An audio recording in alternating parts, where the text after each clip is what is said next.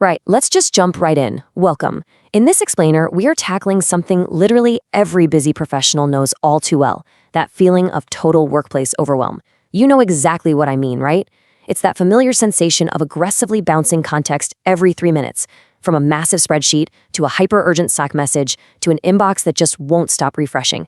Honestly, by 2 p.m., your brain feels kind of like a web browser with 30 tabs open. And yep, every single one of them is completely frozen. Today, we're digging into the hard neuroscience behind why our minds get so scattered at work. But more importantly, we're going to look at exactly how we can use that very same science to rewire our brains.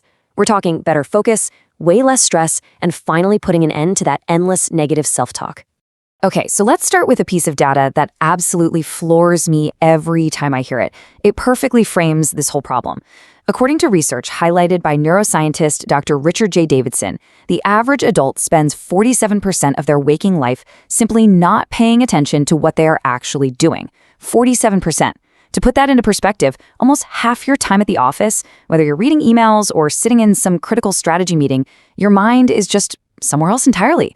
We're physically sitting in our desk chair, sure, but mentally, we've completely checked out, just kind of drifting through this fog of distraction.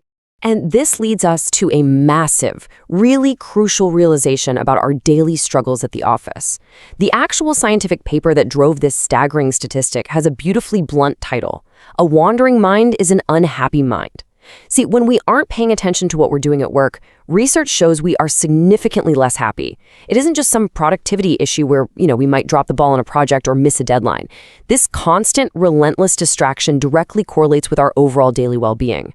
It's during these exact periods of unchecked mind wandering that negative self-talk and anxiety just naturally creep in. They quietly chip away at our confidence and our overall satisfaction.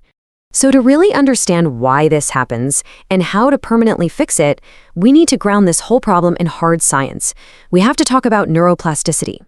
Basically, this is the understanding that our brains are constantly changing and being shaped by the forces around us. They aren't fixed at all. They're highly adaptable. What does that mean for you? It means every chaotic morning, every single barrage of urgent messages, every stressful deadline, it isn't just a fleeting annoyance. Every time you let a random ping rip your attention away from deep work, you are actively training your brain to be easily distracted. You're literally, physically wiring your neural circuits for stress.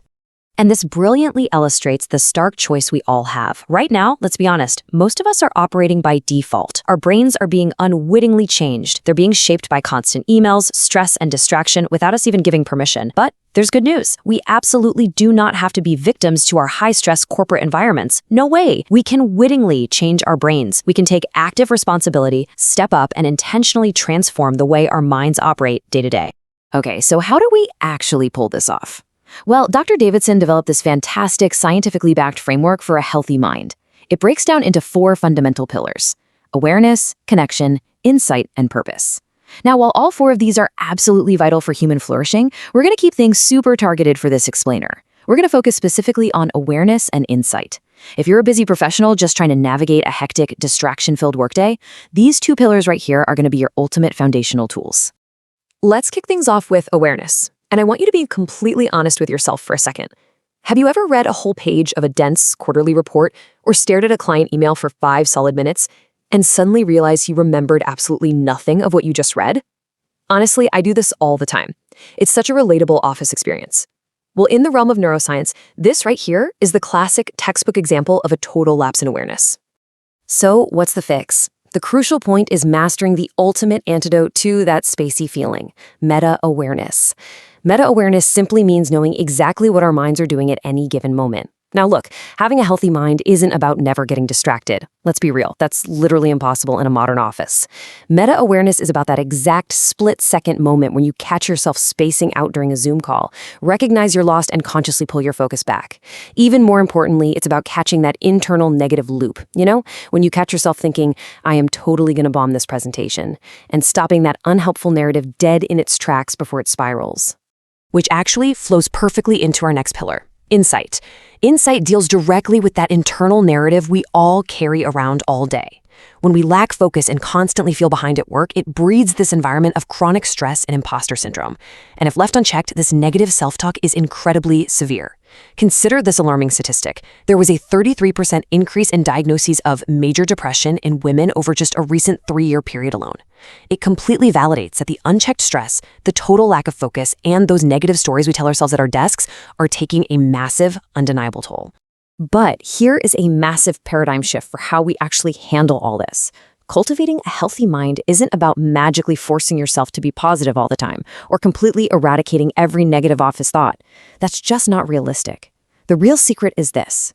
Don't change the narrative, change your relationship to it. When you feel overwhelmed, recognize that negative internal voice for what it actually is. It's just a constellation of thoughts. It is not objective reality. It's kind of like watching a dark cloud pass across the sky. You observe it, sure, but you don't have to let it ruin the weather for the rest of your entire day. Seeing it that way, it gives you vital breathing room. Now, simply knowing all this logically isn't quite enough to physically change your brain. We have to look at how learning actually works. Science makes a clear distinction here. There's declarative learning, which is learning about things, like reading an article on focus, or, hey, listening to this explainer. Then there's procedural learning, which is the actual active practice of the skill. You see, you can't just read about mindfulness to get better at it. Just like reading a book about public speaking isn't going to magically make you a rock star in front of the executive board. You absolutely need the procedural practice to actually transform those neural circuits. And here is where the data gets incredibly encouraging for anyone feeling bogged down and overwhelmed. How much practice does it actually take? Well, in rigorous studies comparing compassion training and cognitive therapy, scientists put people in MRI scanners and found systematic physical differences in brain circuits after just 7 hours of practice. 7 hours. Now, don't worry, that doesn't mean sitting in a dark, quiet room for 7 hours straight.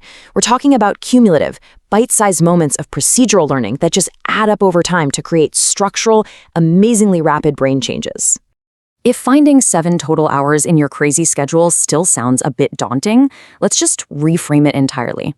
Think about this. When human beings first evolved, absolutely none of us were brushing our teeth. Yet today, practically every single one of us does it. It's not baked into our genetics, it's a learned procedural behavior. Dr. Davidson emphasizes that mental hygiene can be exactly the same way. We really need to demystify this. Just as you wouldn't dream of going into the office without brushing your teeth, you really shouldn't enter a high-stress corporate environment without practicing some basic mental hygiene. So let's make this highly actionable for you right now. And the best part? This requires absolutely zero extra time added to your already packed calendar. You are simply overlaying mental practice onto physical actions you're already taking every day.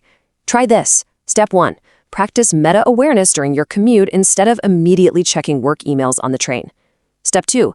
Pay active, deliberate attention to the present moment, the temperature, the taste, while you're having your morning coffee. And Step 3. Simply notice your thoughts, treating them like passing clouds, and focus on your breath while you're just walking down the hall to your next meeting.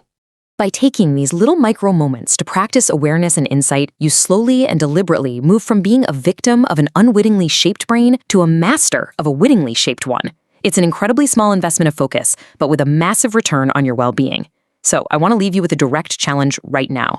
How will you wittingly shape your brain in your next 3 minutes? Seriously, put down your devices, take a breath, and take control. Because the quality of your work, and honestly the quality of your life, completely depends on it. Thanks so much for joining me for this explainer, and I'll catch you next time.